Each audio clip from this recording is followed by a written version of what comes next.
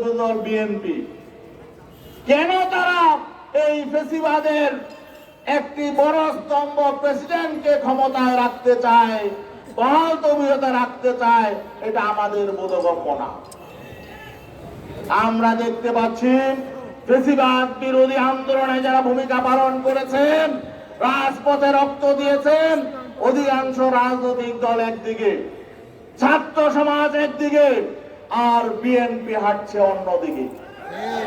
তারা আওয়ামী লীগেরও নিষিদ্ধ চায় না, তারা প্রেসিডেন্টও বদলাতে চায় না, তারা এই ফ্যাসিবাদের রক্ষা কবচ সংবিধানেরও সংস্কার চায় না। তাহলে তারা চায়টা কি?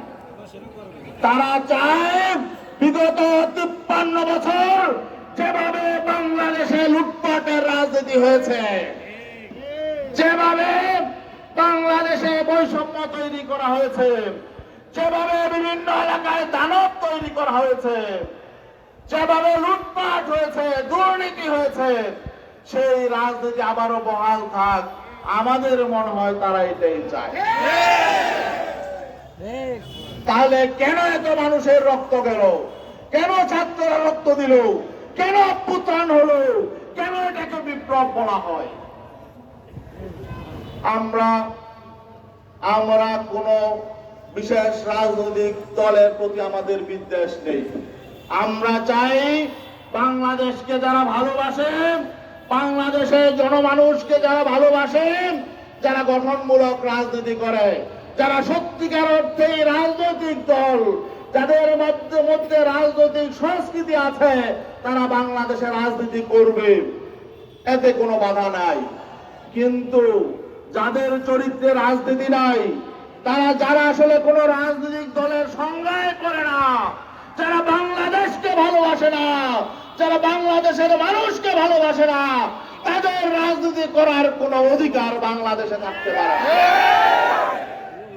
আওয়ামী লীগ কি বাংলাদেশকে ভালোবাসে? তারা কি বাংলাদেশের গণমানুষকে ভালোবাসে? তারা ভালোবাসে ভারতকে। এই জন্যই দেখেছেন তাদের পতন হওয়ার সাথে সাথেই তারা পালিয়ে ছুটেছে কোথায়? ভারতে। কারণ তাদের ভালোবাসার জায়গা হলো ভারত, তাদের প্রিয় জায়গা হলো ভারত, তারা ভারতকে ভালোবাসে। অতএব যারা ভারতকে ভালোবাসে, আপনারা ভারতেই রাজনীতি করেন, বাংলাদেশে আপনাদের রাজনীতি করার কোনো অধিকার নাই।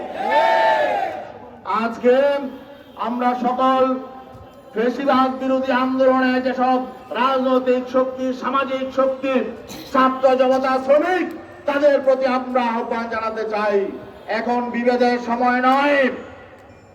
আমরা একটি বড় শক্তিকে পরাজিত করেছি, কিন্তু ভুলে গেলে চলবে না, তারা কিন্তু বসে নেই।